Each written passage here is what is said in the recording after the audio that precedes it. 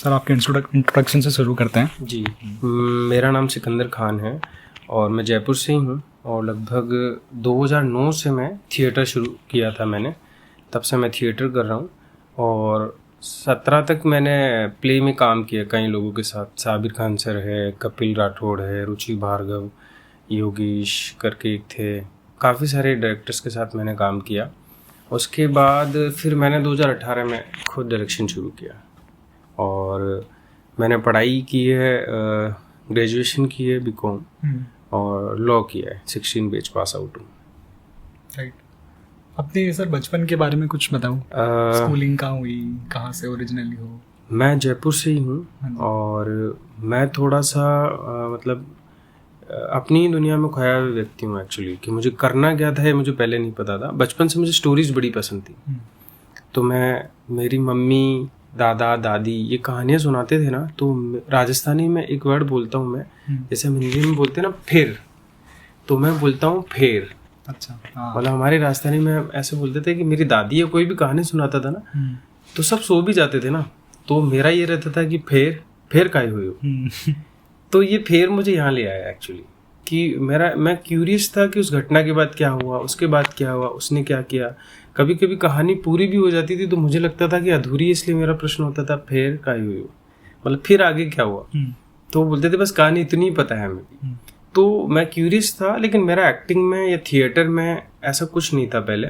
पढ़ने में भी अच्छा था मैं, और पढ़ाई भी मैंने एक्चुअली ऐसे की कि मुझे जो सब्जेक्ट समझ में आते हैं मैं उन्हें ढंग से पढ़ता था, और जो नहीं आते तो मुझे लगता था कि वो मुझे करने ही नहीं फिर, क्योंकि कई बार नहीं समझ में आती चीज़ें।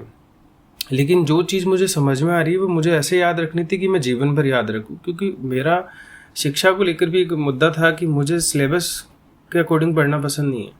मुझे लगता है कि हमें वो पढ़ाया जाना चाहिए जो पहले हमारा इंटरेस्ट है, और वो ये कि आर्ट को कभी उस वक्त तो जोड़ा ही नहीं है ना। पहले उस वक्त में तो, हमारे वक्त में तो आर्ट जोड़ा हुआ ही नहीं था। स्पोर्ट्स था, मैं स्पोर्ट्स में ज़रूर रहा हूँ, लेकिन वो ये कि कागज़ का टुकड़ा आपको थमा दिया जाता है अंत में कि आप ग्रेजुएट हो गए हो या पास हो गए हो, और उसके बाद फिर फ़र्क ही नहीं पड़ता है कि आपको अब तक कुछ याद भी है जो आपने पढ़ा है। जैसे मैंने बीकॉम किया था, तो कॉमर्स का मुझे ये था कि ये काम में कहाँ आएगा, लेकिन एक्चुअली मैं सीए भी कर रहा था बीच में, तो मैंने आईपीसीसी के सेकंड ग्रुप में आकर के ड्रॉप किया वो थिएटर के लिए। तो मुझे पता चला कि काम में तो ये तो आएगा, यानी शिक्षक काम में कहीं ना कहीं कुछ तो आती है, और शिक्षित होना बहुत ज़रूरी है। लेकिन स्कूलिंग टाइम में मैं ऐसे था कि थोड़ा शर्मीला सा था, मोटा सा था, और स्कूल में 7th क्लास में पहली बार मैंने थिएटर किया।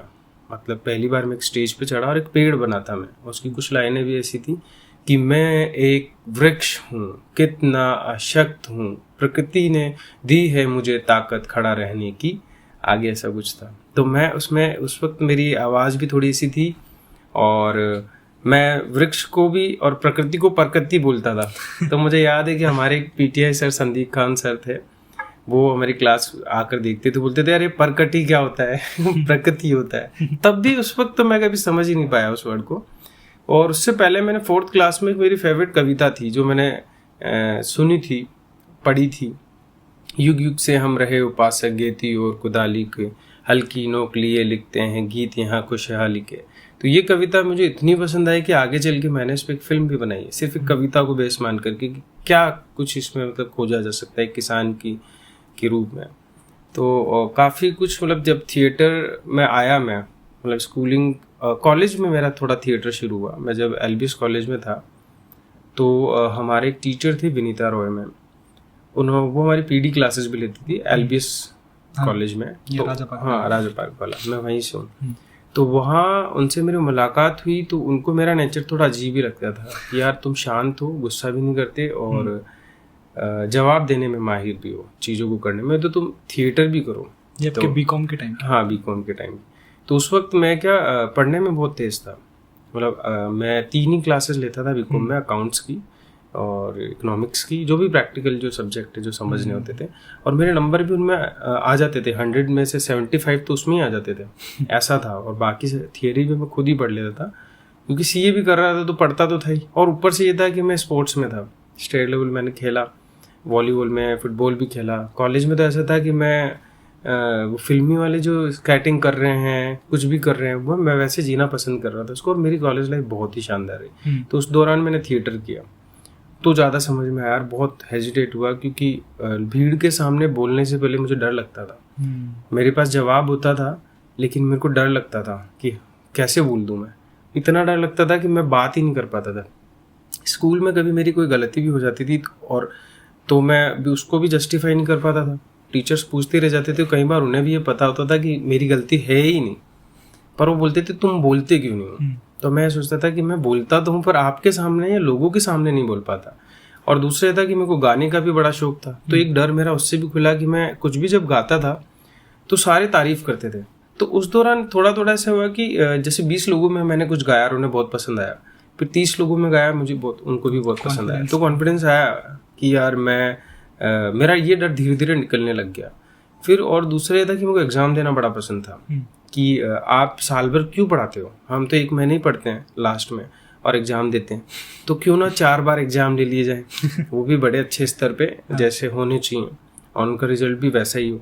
तो मुझे एक तो हमेशा से ये रहा कि हम 1 साल ही एक सब्जेक्ट को क्यों पढ़ते हैं, मतलब एक क्लास को, क्योंकि 1 साल में हम सच में पढ़ते ही नहीं, और हम तो तब पढ़ते जब हमें पढ़ना होता है। तो मुझे लगता है कि 6 महीने में भी एग्जाम लगा दिया जाना चाहिए और उसको वही रिजल्ट दे देना चाहिए जो नॉर्मली होना चाहिए। पर ये हमारे शिक्षण जो एजुकेशन का सिस्टम है वो बहुत ही, मुझे बिल्कुल भी पसंद नहीं रहा बचपन से ही कि यही सब्जेक्ट में क्यों पढूं।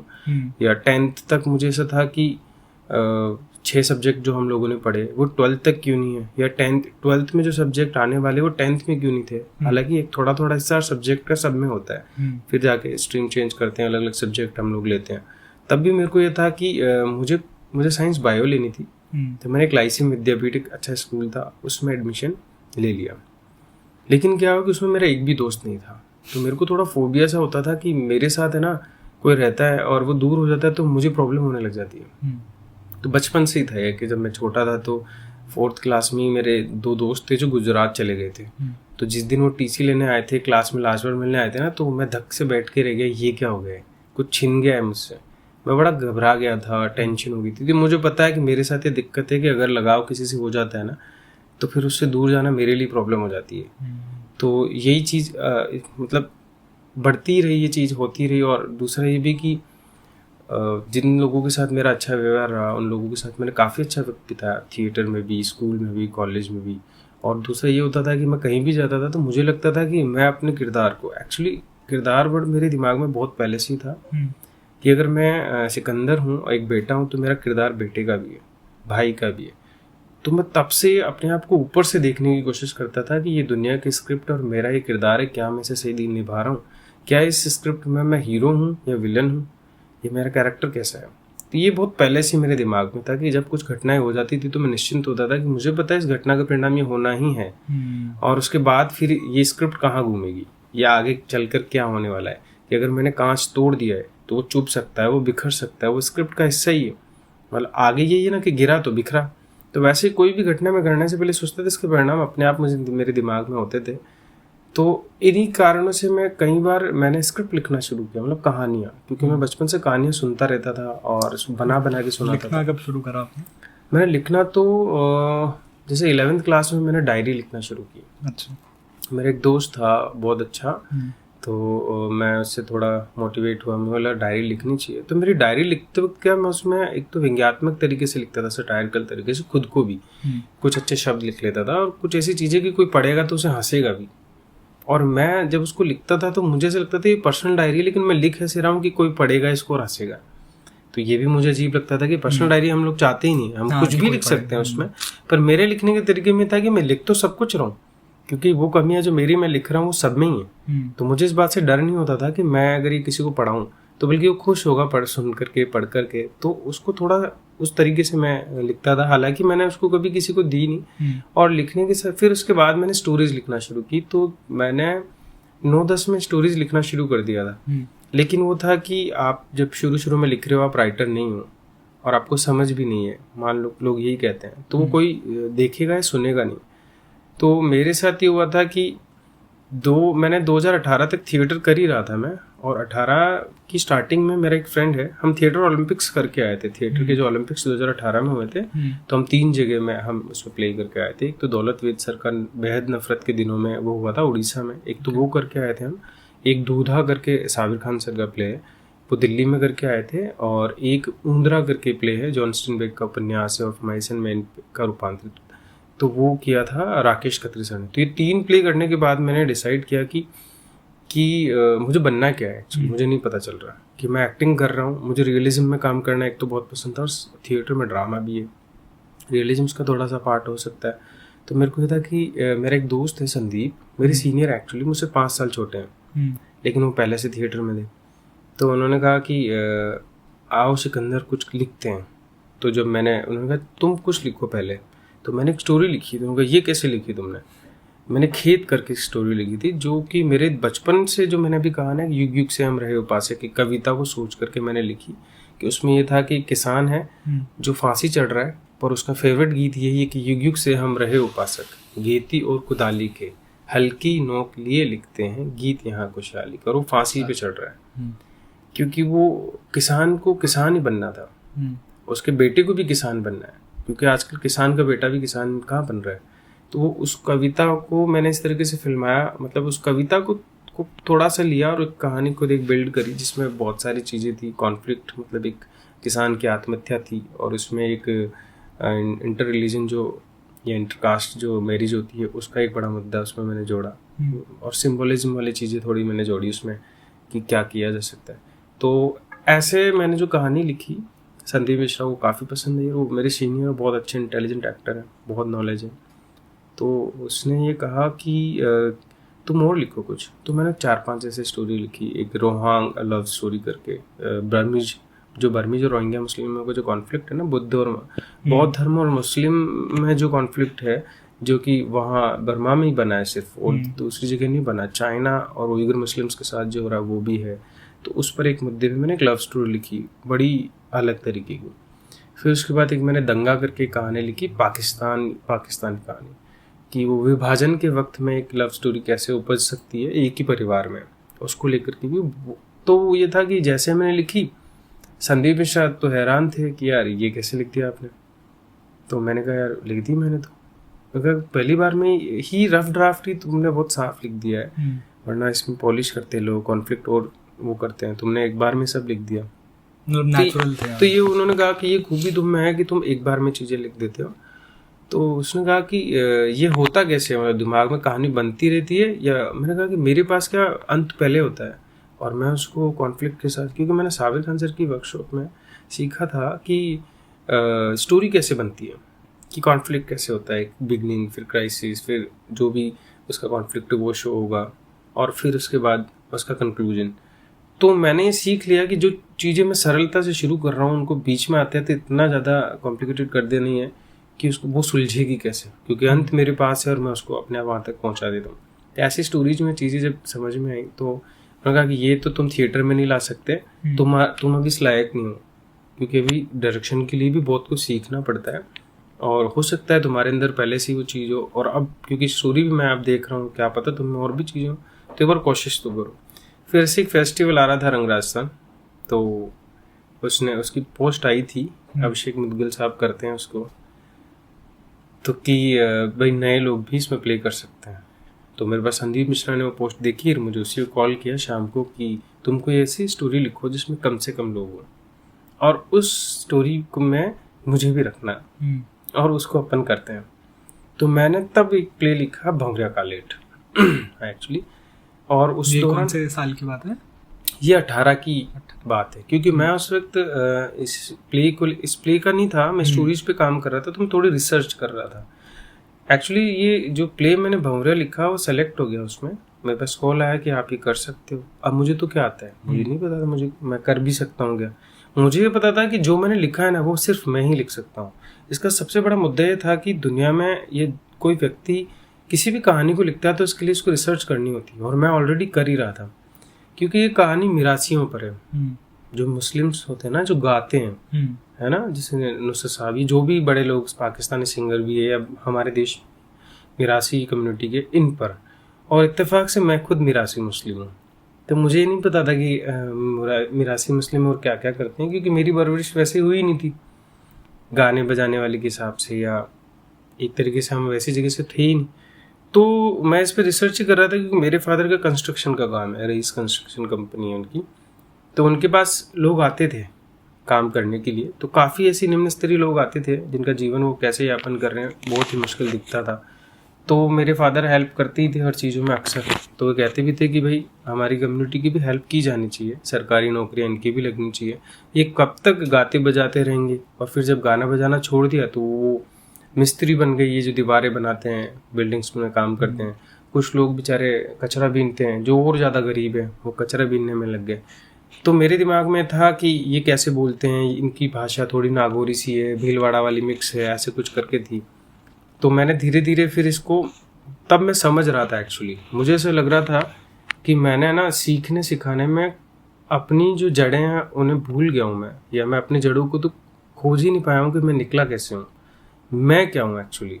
उस दौरान मेरा ये प्ले को लिखने का मोटिवेशन यही था कि मैं अपने रूट्स को देख रहा हूँ कि मैं कहाँ से निकला हूँ, क्या हूँ। क्योंकि अगर मैं देखूँ कि मैं जिस कम्युनिटी से हूँ तो खुद परफॉर्मिंग आर्ट्स का काम करती है, वो तो खुद परफॉर्मर है, सिंगिंग करने वाले, और फिर वो कुछ भी एक्ट भी करते हैं, ख्याल रम्मत ये जो भी करते हैं। तो मुझे लगा कि मैं तो बॉर्न ही हूँ, आर्टिस्ट हूँ अगर मैं देखूँ तो। लेकिन मेरे को ये नहीं पता था पहले, इतना मतलब डिटेलिंग में कभी जाना भी नहीं। तो मैंने अच्छे से रिसर्च की थी, उस पर कर ही रहा था उन दिनों। तो मुझे एक चीज़ मिली कि मिरासी लोगों में बहुत सारे मतभेद है आपस में। वो बेचारे ऐसे हैं आज भी जो हिंदू और मुस्लिम धर्म दोनों को मानते हैं। मतलब असल में वो अब तो ये कहने से भी कतराते हैं कि हम पूजा करते हैं, लेकिन दिवाली के दिन उनके घर में एक लक्ष्मी जी का पाना यानी कि एक पत्र चिपका हुआ होगा और वो दिया जलाती हैं।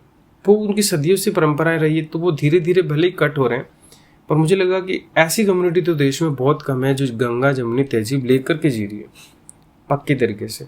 और मेरे घर में भी ऐसा ही था। तो मुझे लगता था कि ये चीज़ तो दुनिया को दिखानी पड़ेगी कि मेरे लिए गाय भी उतनी माता है जितना मतलब मेरी माँ है। या हम लोग शुरू से ऐसे रहे ना कि हमारी गली में गाय आती थी टूटे हुए सींग की, हम रोज़ इंतज़ार करते थे उसका शाम को।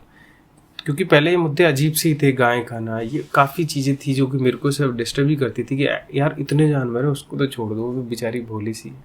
तो मैं थोड़ा सा इसके खिलाफ ही रहा हूँ। मैं खाने के किसी के खिलाफ नहीं हूँ, जो भी खाना चाहे वो खा सकते हैं, लेकिन मेरा थोड़ा रहा है कि कुछ लोगों कुछ जानवर को तो छोड़ देना चाहिए।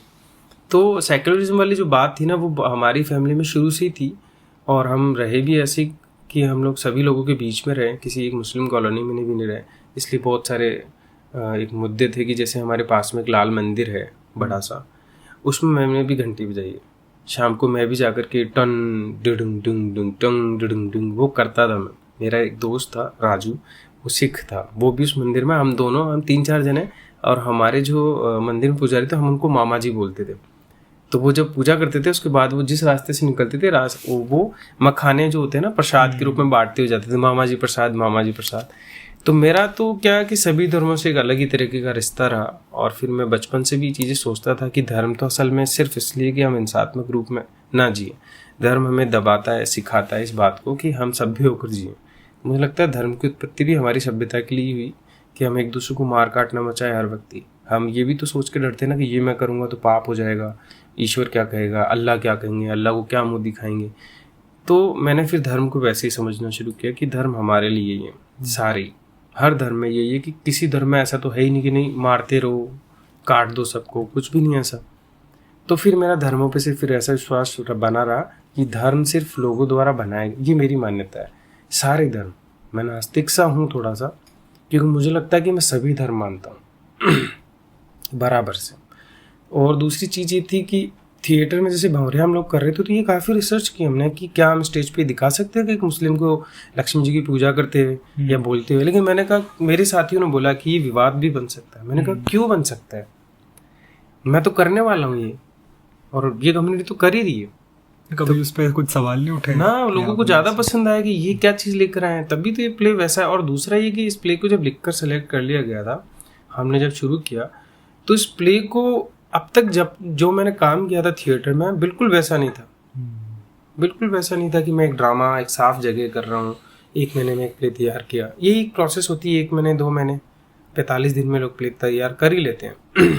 मेरा ये था कि एक तो मेरे पास ग्रुप नहीं था, तो मैं कास्टिंग भी फिल्म की तरह कर रहा था कि मुझे मेरे किरदारों में जो लोग जाते हैं वो चाहिए।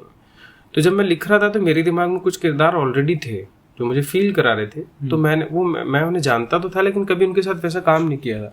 तो मैंने अप्रोच भी किया उनको कि मैं ये ऐसा ऐसा कुछ कर रहा हूँ, आप करना चाहेंगे? उनका हाँ। तो फिर हम लोगों ने बनाया। अब हमने सबसे पहले एक बाड़ा था जिसमें एक बकरी भी थी, उस बाड़े में क्या किया, मिरासी कम्युनिटी आज के सिनेरियो में कैसे जी रही है उसको दिखाना था ना। तो वो आज कचरा बीन रहे हैं, चोरियां करते हैं, ये सच है। छोटी मोटी चोरी तो दुनिया ही करती है, वो भी करती हैं कि उन्हें लगता है कि ये सर्वाइव करने का अच्छा तरीका है, क्योंकि वो शिक्षित भी नहीं है और कुछ भी नहीं है एक्चुअली उनके पास। तो हमने एक बाड़े में क्या किया कि बहुत सारा कचरा बीना, मतलब इससे पहले मैंने कभी मिट्टी में इतना वो नहीं किया था क्योंकि मेरे फुंसियाँ हो जाती थी। तो तब हमने बाड़े में रहना शुरू किया, बिल्कुल ये वो रियलिज्म के प्रोसेस के तहत कि हमें ये फिल्म प्ले बनाना है। और दूसरा ये था कि इस प्ले को बनाते वक्त इतनी सारी चीज़ें हमने एक्सप्लोर की थी जो शायद हम लोग नहीं करते ना, इस प्रोसेस को तो हम नहीं कर पाते। हम वह रहे, मेरा किरदार जो है भंवरिया कालीट, उसमें मैं खुद एक्ट कर रहा हूँ, तो मुझे पता था कि वो मैं ही कर सकता हूँ और इतनी डिटेलिंग में जो चीज़ें मुझे चाहिए।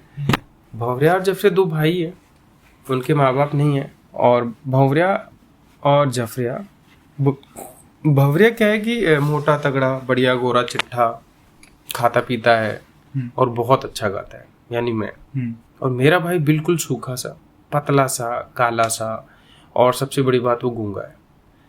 तो मैं मिरासी समाज के आज के सिनेरियो में जो जी रहे मिरासी, उनको दिखाता था कि ये लोग चोरी करते हैं, गाते भी हैं, मतलब आज ही ऐसे हो गए। लेकिन वो इनोसेंस खत्म हो गया, इनका आर्ट पूरी तरीके से नहीं रहा इनमें।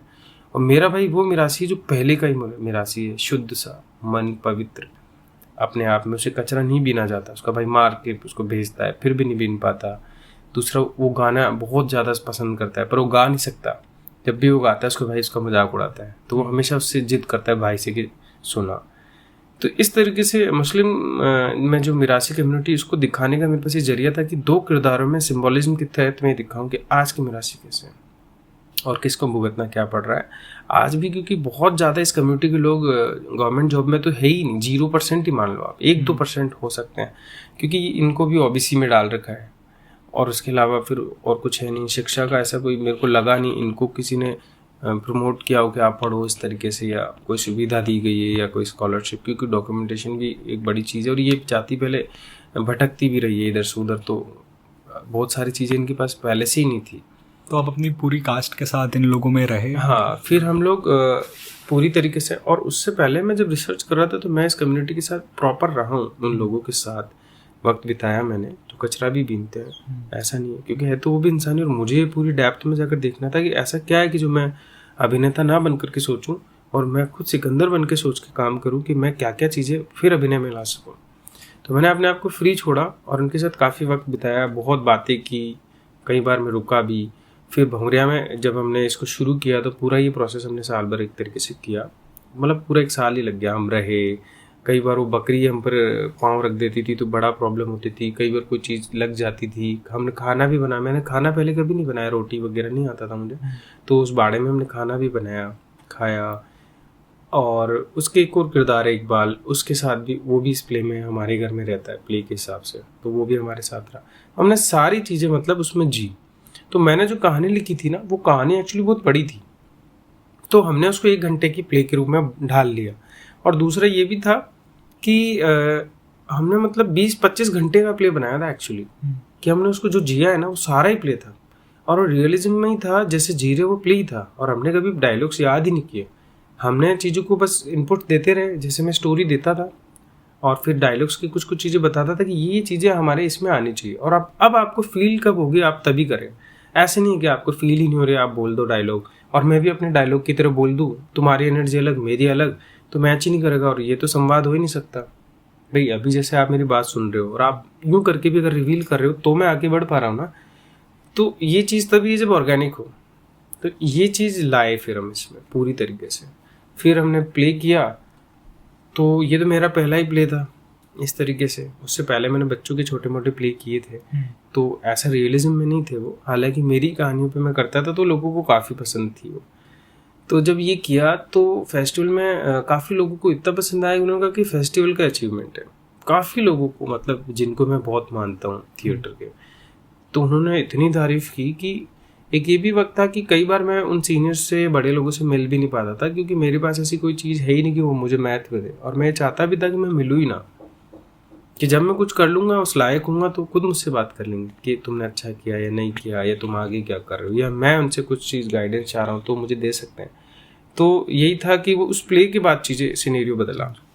लोग काफ़ी टाइम तक इस प्ले के बारे में बात करते रहे, हर कोई मिलता था मुझसे बात करता था कि कैसे किया। और सवाल ये भी था कि भाई ये तो तुक्के में हो सकता है, कर लिया इसने, क्योंकि लोगों को पूरा मैंने कभी बताया नहीं, क्योंकि मेरा एक मकसद था कि मैं इस प्ले को करते हुए कभी शो ऑफ नहीं कर रहा था कि हम लोग पोस्ट डालें। तो यही चीज़ थी कि भंवरा के टाइम में हमने कोई चीज़ें डाली नहीं। इवन हमने फेस्टिवल के लास्ट दिन भी नहीं बताया कि हमने इस प्ले को बनाया कैसे।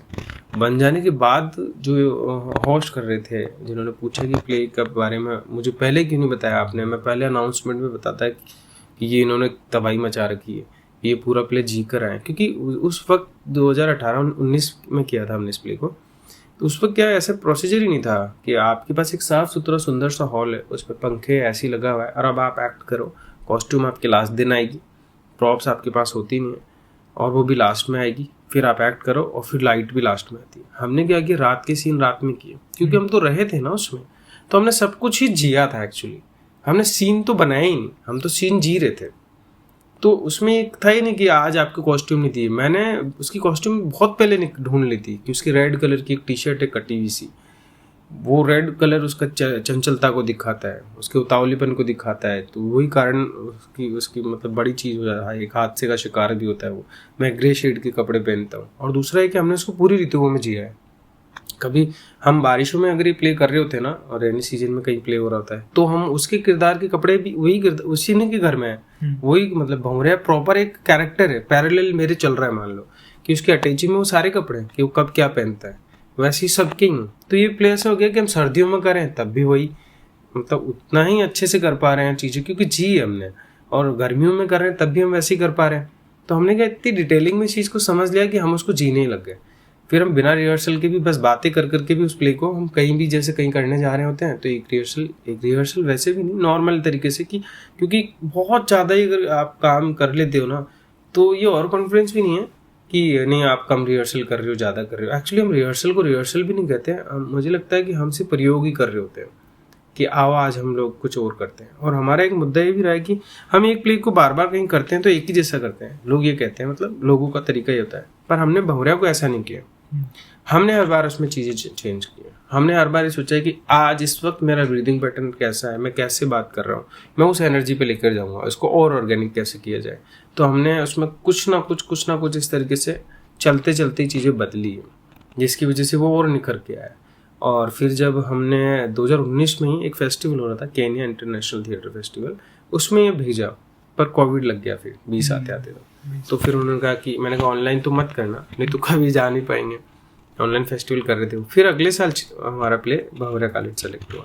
तो अब एक तो क्या है, आप सीख रहे होते हो और आपने काम किया, फिर जैसे मैंने भंवरा के बाद उठाव किया, एक आधा सत्कार किया, एक दो प्ले मेरे बीच में रुक गए, कई सारी फाइनेंशियल प्रॉब्लम थी, क्योंकि मैं एक अमीर आदमी तो नहीं हूँ, मैं एक मिडिल क्लास फैमिली से कह सकते हो, ट्यूशन टीचर हूँ और थिएटर ही कर रहा हूँ। बच्चों के साथ, अंडर प्रिविलेज बच्चों को इकट्ठा करके मैं थिएटर उनसे करवाता था और उनको पढ़ाता भी था। तो ये चीज़ें थी। तो इसमें क्या था कि इतना पैसा नहीं होता है आपके पास, क्योंकि मैंने कोई प्ले कभी आज तक ग्रांट लेके किया ही नहीं, और मुझे ये भी नहीं पता कि ग्रांट लेते कैसे हैं। और एक्चुअली ये जब पता लगा ना ग्रांट ऐसे लेते कि आपको 500 चक्कर काटने पड़ेंगे, ये करो वो करो। इतने में मैंने एक बार लगाया था ग्रांट के लिए, तो मैं इतना परेशान हो गया कि मैंने कहा ये भगवान उठा ले मुझे। मतलब मेरे साथ नहीं था ऐसा कि मैं काम ही कर सकता हूँ, ये ग्रांट मेरे से नहीं ले जा सकती, मैं चापलूसी भी नहीं कर सकता। सॉरी अगर चापलूसी वर्ड यूज कर रहा था मैं, लेकिन ये सच है, क्योंकि यही होता है। मुझे नहीं आ रहा था ये, तो मुझे लगा तो मैं काम ही कर लूँ या चापलूसी कर लूँ, तो कोई नहीं, जितने वक्त तक मैं कर पा रहा हूँ मैं कर लूँगा, नहीं होगा तो ना करेंगे।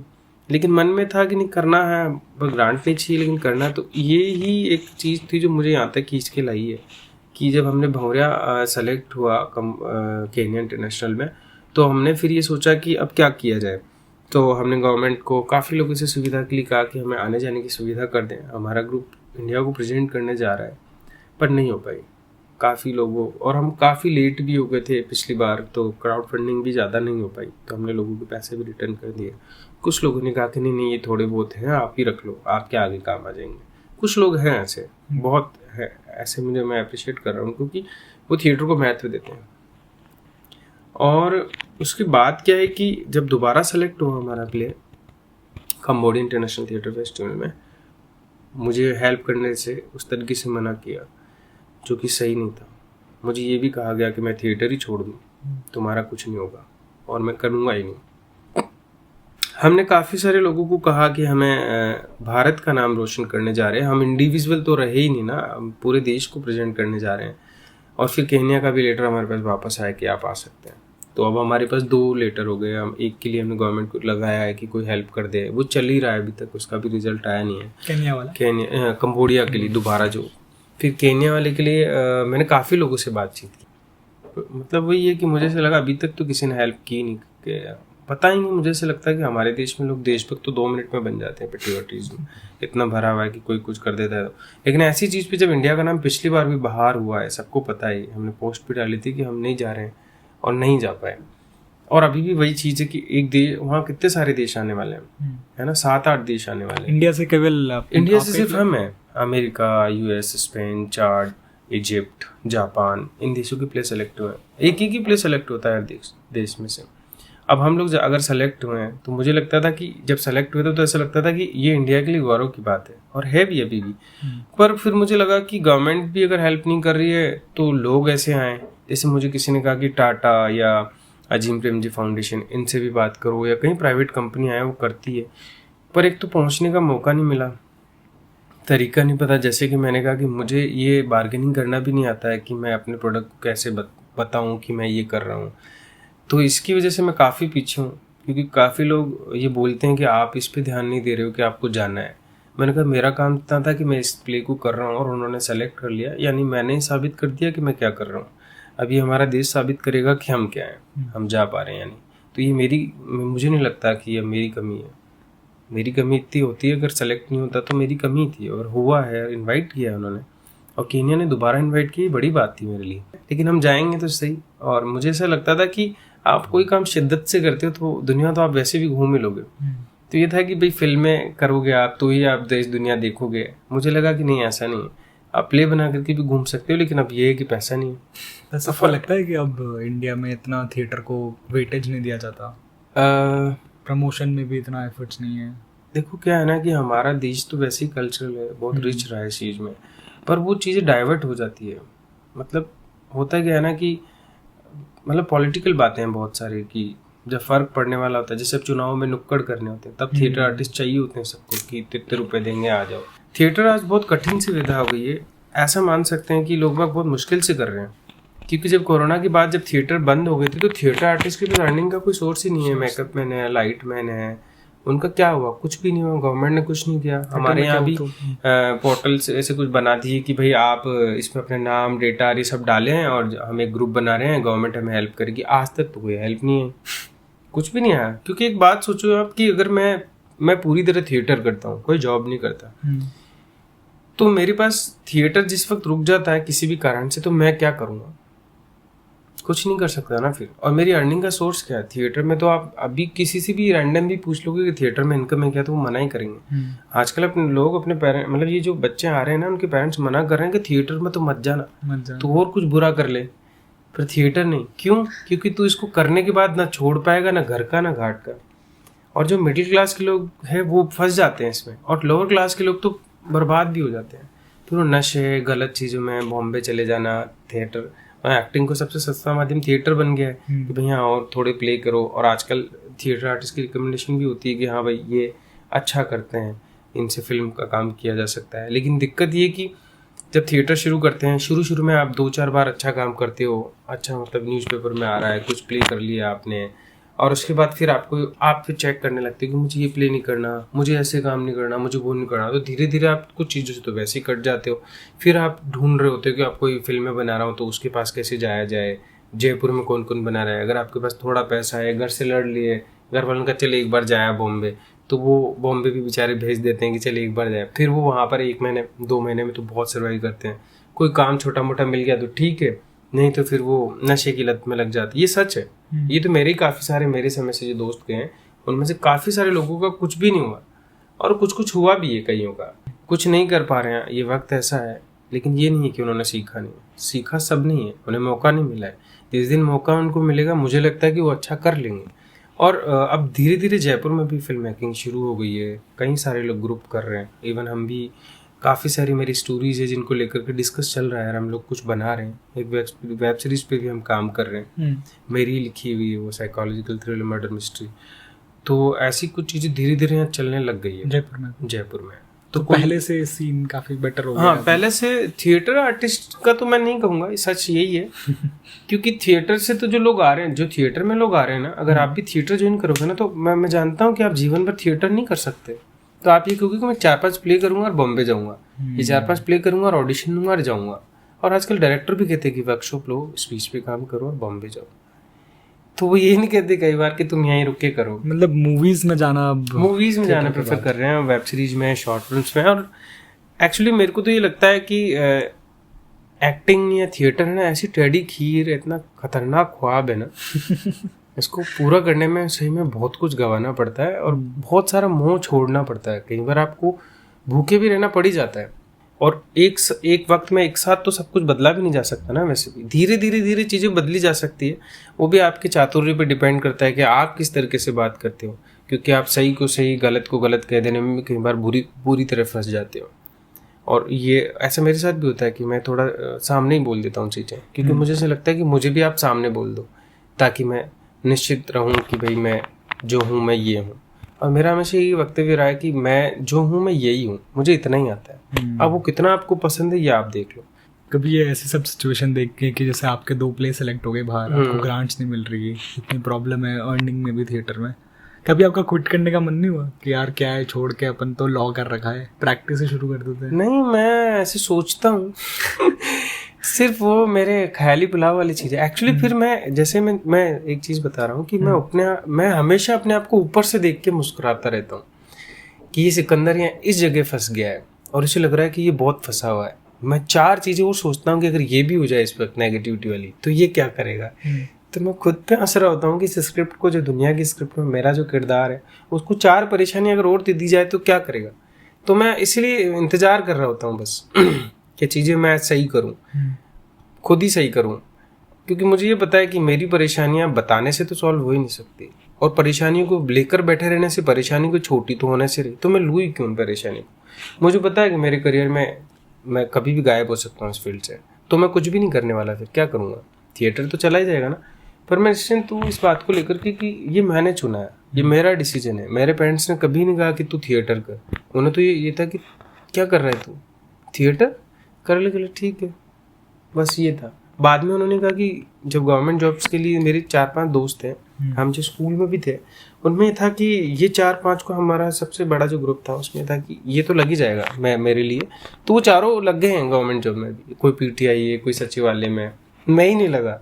और अब वो हमारे प्रिंसिपल जो थे अटल बिहारी सरोलिया, मेरे बहुत प्रिय टीचर थे, अब भी वो नहीं है, तो वो ये कहते थे कि सबसे पहले तुम लगोगे, या मुझे लगता है कि तुम ये सब करने वाले ही नहीं हो, तुम कुछ और ऐसा करने वाले हो जो शायद अलग होगा सबसे। क्योंकि मेरी बातें हमेशा ऐसी होती थी कि मैं सटीक चीज़ें उस तरीके से बोलने की कोशिश कर रहा हूँ जो मुझे सटीक लगती हैं। लोग थोड़ा सा ऐसे होते थे कि sir sir sir sir sir sir ऐसी वाली चीज़ होती थी कि थोड़ी चापलूसी भी। मेरा नहीं होता था ऐसे, मुझसे हुआ भी नहीं जाता था। हम जो हमारी ह्यूमन टेंडेंसी है ना, जिस तरीके से हम जी रहे हैं कि अगर आप मेरे दोस्त हो या आप मुझे खुश करने के लिए कोई चीज़ कर रहे हो, तो मुझे दिख रहा है वो अभी आप खुश करने के लिए कर रहे हो, अगर मैं आपकी बात नहीं माना तो आप गाली भी दे दोगे। तो ये टेंडेंसी है, तो हम थोड़ी सी चीज़ों की, मतलब ये मिलावटी है हमारे व्यवहार में एक्चुअली, कि हम लोगों के साथ अच्छा बिहेव करते हैं। जैसे अभी आप आए, मैं आपसे मिला, आपने कहा सर आइए, लेकिन अगर मैं नीचे आपसे पहले टकरा जाता तो आप बोलते भाई देख के चल है ना। तो हमारे बिहेवियर में एक्चुअली क्या है, जब हम किसी को स्वार्थ या फ़ायदा या हमारे व्यवहार को बनाना हम खुद चाहते हैं ना, तब तक ही हम अच्छे हैं। और दूसरा ये भी कि हम एक दूसरे को जब तक नहीं जान सकते ना, तब तक हम एक दूसरे को नहीं पसंद करेंगे। तो मुझे लगता है कि मेरा जो थिएटर में जो मेरी वर्कशॉप्स होती है, अभी हमारी वर्कशॉप चल रही है, मतलब थिएटर आर्टिस्ट काफ़ी आके जुड़ते हैं, नए लोग भी आके जुड़ते हैं, तो उसमें होता है कि मैं एक्टिंग नहीं सिखाता हूँ। मुझे क्या, एक्टिंग तो कोई सिखा ही नहीं सकता, ना तो मैं सिखा सकता हूँ ना कोई और मुझे सिखा सकता है। एक्ट तो हम जीवन से बचपन से कर ही रहे। मुझे रोना आता है, हंसना आता है, खेलना आता है, बस उन्हें सब कुछ वापस रिकॉल करके लाना है मुझे, वही इमोशंस, वही सब कुछ लेकर आना है, यही तो एक्टिंग है। तो एक्टिंग तो सिखाई नहीं जा सकती, कभी भी नहीं हो सकता ना। तो हमारा काम क्या है कि हम जो हमारी वर्कशॉप होती है ना, उसमें भी क्या करते हैं कि हम लोग सेल्फ एक्सप्लोरेशन की बात करते हैं कि आप क्या हो, आप अपने आप में इतना कॉन्फिडेंट हो जाएं कि आप जो चीज़ करना चाहते हो करें। क्योंकि कॉन्फिडेंस इस बात का भी नहीं ना कि बोलना नहीं आता, तो सिखाया तो कुछ भी नहीं जा सकता। कोई इंस्पिरेशन है कोई एक्टिंग में या फिर स्टोरी टेलर, कोई आपका फेवरेट? मेरा ऐसे तो मैं नहीं कहूँगा कि कोई एक है। मैंने कहा ना कि दुनिया में जितने किरदार जी रहे हैं ना, उन सबसे कुछ ना कुछ सीखना होता है। तो मैंने नवाज को, इरफान साहब को, ये सब बड़े नाम हैं। मुझे लगता है कि मैं तो गोविंदा से भी बहुत कुछ सीख चुका हूँ। मुझे लगता है कि मैंने जितनी भी चीज़ें देखी ना, मैं उन सब की बात कर रहा हूँ कि सबने अपने वक्त के हिसाब से अपनी खुद की जो जर्नी तय की, अपने किरदारों की, उनमें जो सीखा, उसके हिसाब से सबने उस समय को यूटिलाइज किया है, अच्छी चीज़ें दी है। और हम लोग के अच्छे के लालच में भी ये हो जाते हैं कई बार कि नहीं वही अच्छा करता है तो उससे इंस्पायर हो। मेरे लिए क्या है ना कि छोटे किरदार जो होते हैं ना, वो बड़े, मुझे ऐसा लगता है पर्सनली कि नाटक में भी मुझे छोटे किरदार इसलिए ज़्यादा पसंद थे कि वो पूरा नाटक बाहर से भी देखते हैं और वो सारे किरदारों को देखते हैं, वो प्रॉक्सी भी करते हैं, वो सारे किरदार जीते हैं। तो मुझे ये लालच रहा है हमेशा कि मैं छोटे किरदार करूं तो चीज़ें ज़्यादा सीखूं। क्योंकि एक वक्त था कि मैं जब प्ले भी कर रहा था तो मैंने प्ले बंद कर दिए, मतलब एक्ट करना, और मैं बैक स्टेज करना शुरू कर दिया। मैं लॉ भी कर रहा था उस वक्त, लेकिन मैं झाड़ू भी लगाता था सेट पे, मैं सब कुछ करने को तैयार था, लोगों को कपड़े पहना रहा हूँ, मैं कॉस्ट्यूम कर रहा हूँ, मैं मुझे मज़ा आ रहा था इसमें। मैंने सिलाई भी सीखी कि मैं कॉस्ट्यूम खुद डिज़ाइन करूँगा, सेट खुद का खुद डिज़ाइन करूँगा, हर चीज़ में मेरे वाले काम को मैं खुद ही करता हूँ। मुझे नहीं पता ये कितना सही है कितना गलत है जो मैं कर रहा हूँ, लेकिन मेरे प्ले में मैं ही कॉस्ट्यूम और डिज़ाइन करता हूँ, सेट डिज़ाइन करता हूँ, ये जो चीज़ लानी होती है वो करता ही हूँ। मतलब जैसे मैंने उठाऊ चूल्हा एक प्ले किया था, उसमें घुमंतू जाति पर है वो, तो उसके लिए भी सब कुछ मैंने किया उस प्ले के लिए। अब मैं यहाँ तो कोई घुमंती जाति नहीं है, तो मैं अजमेर जाकर के इन कम्युनिटी के साथ रहा हूँ 15 दिन, उनके साथ भाषा सीखी है मैंने, वो कैसे बात करते हैं, बहुत सारी चीज़ें मैंने सीखी और उसको उस प्ले में लाया मैं। तो जिन लोगों को ये भी लगता था ना पहला प्ले तो किया है तो तुक्का लग गया, तो दूसरे में उन्होंने सबसे बड़ा स्टैंडिंग ओवेशन दिया। वो कहते हैं कि नहीं ये आदमी कुछ अलग है, ये थिएटर कर रहा था तब तक तो एक किरदार ही था कि एक्टिंग ही कर रहा हूँ मैं, लेकिन जब मैं डायरेक्शन में आया तो काफ़ी कुछ चीज़ें मैंने बदली और उस तरीके का एक थिएटर दिया कि लोगों को पसंद था मेरा काम। और अभी भी है, अभी तो लंबे टाइम से मैं कोई बड़ी चीज़ नहीं लेकर आया हूँ, पर मैंने कुछ चीज़ें बनाई हैं। पर मैं कहता हूँ ना कि मैं शो ऑफ नहीं कर रहा हूँ कि मैंने क्या क्या बना लिया। आपको पता चल जाएगा कि अगर आपको मेरा नाम याद रहेगा तो भूलोगे तो नहीं आप। एक कंसेप्शन ये होता है कि जितना आप किताबों को पढ़ोगे उतनी ही अच्छा राइटर बनोगे। हाँ, तो ये आप मानते हो क्या? मैं इसके लिए बहुत अच्छी चीज़ें कहना चाहूँगा कि पढ़ना तो बहुत ज़रूरी है। मैंने BA 12 सब्जेक्ट से कर रखी, खुद किताबें खरीद के पढ़ करके, पर सारे BA की किताबें मैंने पढ़ी है कि मुझे ये लगता था मुझे पढ़ना पसंद है। मनोविज्ञान, मतलब सारे subject, history, political, public ad, खुद पढ़ी है मैंने। लेकिन मैं ये नहीं कह रहा हूँ कि एक अच्छा राइटर बनने के लिए बहुत पढ़ना चाहिए। एक अच्छे राइटर के लिए तो आपका क्लियर होना चाहिए विजन कि आप चाहते क्या हैं। क्योंकि देखिए कि जिस घर से आप है ना, उस घर में जितने मुद्दे होते हैं ना, वो शायद मैं नहीं जानता।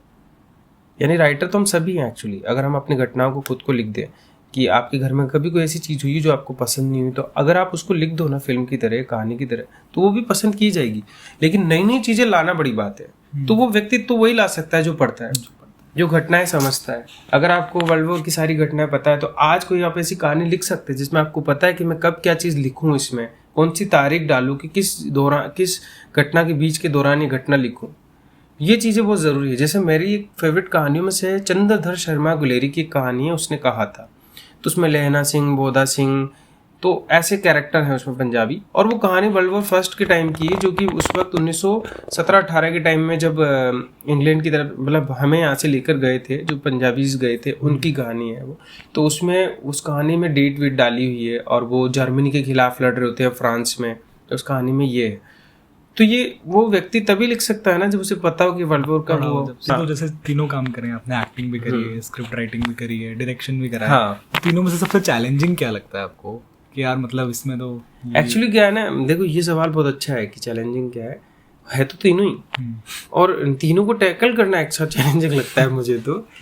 और क्योंकि मुझे किसी बहुत अच्छे एक लाइट डिज़ाइनर है एनएसडी से, उनकी मैंने मास्टर क्लास ली थी, उन्होंने कहा था कि 99% वो फेल हो जाता है प्ले जिसका राइटर डायरेक्टर एक हो, है ना, और अगर वो खुद एक्ट भी कर रहा हो तो गई भैंस पानी में। पर मेरी प्ले को लेकर उन्होंने कहा कि नहीं, मैंने 99 बोला है, 1% में भी तुम हो कि तुम उस शिद्दत से काम कर रहे हो, क्योंकि क्या डायरेक्टर राइटर होता है तो अपने लालच से कुछ भी चेंज कर देता है, या अगर वो एक्ट कर रहा है तो फिर और चेंज करेगा, उसको खुद को ही दिखाना है, ये हो ही जाता है। मेरे साथ ऐसा नहीं है, मुझे लगता है कि मेरी जितनी ज़रूरत है स्क्रिप्ट में उतना ही रहूँ, उससे ज़्यादा अगर मैं रहता हूँ तो मैं खुद को ही, मेरी कहानी के साथ मैं नाइंसाफ़ी नहीं करना चाहता, क्योंकि वो मेरी कहानी है, मैं क्यों ख़राब कर दूंगा उसको।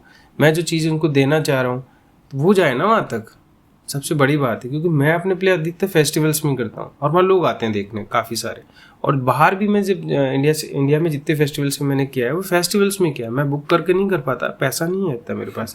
प्ले में 1-1 लाख रुपए खुद की सेविंग्स खर्च करके मैंने बनाए, जिसको दोस्तों से ले लिए, 10,000 तू दे दे, 5,000 वो दे दे, उनको भी बेचारों को, कईयों को तो आज तक नहीं दिया, तो मैं धीरे धीरे दे देता हूँ, लेकिन नहीं है, पैसा नहीं है मेरे पास, क्योंकि मुझे पता है कि मैं जो कमा सकता था या मैं लॉ की प्रैक्टिस भी कर सकता हूँ। और मुझे ये भी पता है कि मेरे टीचर्स लॉ वाले भी कहते थे कि तू तो भाई वकील बन जा, तू अभी से ही है, तू बहुत बोलता है, तेरे पास बहुत कुछ ज्ञान है, तू बहुत पढ़ा हुआ है या बहुत पढ़ता है। तो मैं कहता था कि हाँ ठीक है, वकील एक किरदार है मेरे लिए भी, मुझे बहुत सारे किरदार करने। मैं 12th के बच्चों को भी पढ़ाने लग गया था फर्स्ट ईयर में, क्योंकि मेरी अकाउंट्स बहुत अच्छी थी। तो फिर क्या हुआ कि मैंने अंडर पुलिस बच्चों को पढ़ाना शुरू किया, मेरा बड़ा मकसद था, और मेरे को ये लगता था कि मुझे ऐसा लगता है एक्चुअली पर्सनली, हमारे देश में अगर सभी शिक्षित हो जाए तो सही सरकार चुन सकते हैं, सही नीतियाँ बना सकते हैं, और वो जो नीतियाँ हमारे लिए निर्धारण की गई है, सारी सुविधाएं हमें जो दी जा रही है उनको सही से हम यूटिलाइज भी कर सकते हैं हम हमारे अधिकार और दायित्वों को भी बहुत अच्छे से समझ सकते हैं। काफ़ी सारे मैंने बच्चों ऐसे पकड़े कि आओ भाई मैं पढ़ाता हूँ, उनके फॉर्म भरवाए, 10th ओपन से करवाए, फिर वो राजस्थान बोर्ड या दूसरी बोर्ड में उन्होंने एडमिशन ले लिया। तो मुझे उससे सबसे ज़्यादा मेरे जीवन में मुझे सुकून मिला वो इससे मिला है कि मेरी कजिन सिस्टर्स थी, गाँव में थी, वो उन्हें पढ़ाया नहीं गया था, मैंने इतने एफर्ट किए थे, क्योंकि उनके घर वाले राजी नहीं थे कि नहीं पढ़ाएंगे, अब तो काफ़ी उम्र भी निकल गई है, तो भी मैंने उनकी एज ज़्यादा होने के बाद भी उनके ओपन से फॉर्म भरवा दिए और उन्हें 12th तक करवा दिया। भले मैं ये नहीं कह रहा कि आप जॉब भी करो, क्योंकि मेरा मकसद तो शिक्षा को लेकर ही है ही नहीं कि शिक्षा आपको जॉब दे तो जरूरी है ही नहीं, शिक्षा दे रही है आपको, फिर आप उससे अगर कुछ सीख लिए हो, कुछ आपका दिमाग अच्छा है तो आप करें जॉब। ऐसे नहीं कि मैं पढ़ रहा हूँ तो मेरी गवर्नमेंट जॉब लगे या मुझे जॉब, अरे शिक्षा एक अलग पहलू हो गया ना। हमारे देश में पहलू क्या है कि शिक्षा, पढ़ाई, जॉब, ये पढ़ाई कर ली, अब ये जॉब कर लो। रुचि भार्गव नरूला मैम एक हमारी मैम है कलंदर सोसाइटी की, जिनके थ्रू मैं प्ले करता हूँ, एकदम माँ की तरह वो हमारे। और वो एक चीज़ उन्होंने मुझे सिखाई है कि उन्होंने मेरी कभी हेल्प नहीं की, कहा कि तू खुद अपने दम से कर, यही सबसे बड़ी हेल्प की उन्होंने मेरी, कि कहीं प्ले करने जाना हो, मुझे नहीं पता था कैसे जाते, तू खुद कर सिकंदर, अगर आज मैं तुम्हें सिखाऊंगी तो तुम हमेशा आश्रित हो जाओगे। ये चीज़ मेरे बहुत मतलब जीवन में है कि मैं खुद ही करूँगा, पहले मैं फेल भी हूँगा तो दूसरे में खुद कर लूँगा। तो ये चीज़ मैंने उनसे सीखी। और दूसरा, वो हमेशा बोलती है कि दूसरों की लकीर मत मिटाओ, खुद की लकीर बड़ी करो। तो मुझे यही लगता है कि अगर कभी कभी मैं चुप होता हूँ, किसी बात को नहीं बोलता हूँ, तो मुझे पता है कि शायद उसका वक्त बदलेगा और मैं अपनी बात को और प्रभावी ढंग से बोल सकूंगा, क्योंकि इस वक्त मेरी बात का महत्व नहीं होगा, तो पर मेरे चुप रहने का महत्व हो सकता है कि ये आदमी बोला नहीं, कुछ तो होगा। क्योंकि क्या होता है ना, कई बार वर्कशॉप में बच्चे आते तो आपस में बहस भी करते ही हैं, तो मैं कहता हूँ ये बहस अगर नहीं होगी तो कोई परिणाम नहीं निकलेगा। बिना बहस, ये बिना मतभेद के तो आप जीवन जी नहीं सकते। आपकी कोई हाँ में हाँ कर रहा है तो समझ लो आपका जीवन व्यर्थ हो रहा है। आप में मतभेद होना जरूरी है, आपको जीतना जरूरी है लोगों को, कि क्या आपकी विचारधारा इतनी स्ट्रॉन्ग है कि जो दूसरों पर थोपी जा रही है, या क्या आप दूसरे व्यक्ति से मिलकर उसकी विचारधारा का भी कुछ अंश लेकर अपने आप को और विकसित कर रहे हो। हमारे साथ ऐसा है ना कि मैं तो मेरे ही घमंड में मर जाऊं, ये वाली कहानी चलती है। और मुझे लगता है कि मैं टीचर तो कभी बनूंगा ही नहीं, मैं तो शिष्य ही रहूंगा, क्योंकि मैं हमेशा सीख रहा हूँ। मैं बिल्कुल हमेशा ये कहता हूँ कि मैं खुद सीख रहा हूँ, और मैं अपने स्टूडेंट्स को भी कहता हूँ कि पहले टीचर आप खुद के खुद हो, कि खुद को यहाँ लेकर आए हो गाइड करके। एक मेरा सवाल आपसे ये भी था कि जैसे अब थिएटर है ना, एक स्टेपिंग स्टोन हो गया है कि भाई इसके बाद अपने को मूवीज में जाना है या वेब सीरीज करनी है, तो ये वैसे थिएटर के लिए बुरी बात है कि मतलब थिएटर को एज स्टेपिंग स्टोन यूज किया जा रहा है, जबकि थिएटर वेब सीरीज और मूवीज से काफी एक अलग चीज है। आप एक लाइव ऑडियंस के सामने परफॉर्म कर रहे हो। देखो ये चीज़ तो क्या है कि मुझे ऐसा लगता है आज की जो 21वीं सदी जो चल रही है उसमें कोई व्यक्ति जो थिएटर कर रहा हो और वो फिल्म ना करना चाहे, ये तो असंभव ही है। तो इसके लिए मैं ये कहूँगा कि ये एक जरिया हो सकता है। ये गलत तो मैं नहीं कहूँगा, क्योंकि हम एक परिवर्तनशील जीवन जीते हैं, दुनिया में जी रहे हैं, हर चीज़ बदली है अपने हिसाब से। क्यों कोई किसी आर्ट के लिए मना करेगा? क्योंकि क्या थिएटर वो पैरेलल नहीं चल सकते? मैं अगर फिल्म मेकर बनना चाहता हूँ या मैं खुद एक्टर हूँ, मैं खुद की फिल्मों में भी काम करना चाहता हूँ, या आप अगर फिल्म बनाओ मैं उसमें भी कर लूँगा, तो क्या मैं थिएटर नहीं कर सकता? ये तो मेरे जिस्म से जुड़ा हुआ है, मेरा अंग हो गया है। मैं थिएटर छोड़ ही नहीं सकता, कल्पना भी नहीं कर सकता एक्चुअली मैं कि मैं अगर फिल्म में भी कर लूँ बहुत सारी, या मैं भी कर ही लूँ कभी, तो मैं थिएटर छोड़ दूँ, पॉसिबल नहीं है। क्योंकि कुछ चीज़ें तो ऐसी है थिएटर में कि जो थिएटर में की जा सकती है, फिल्म में नहीं की जा सकती।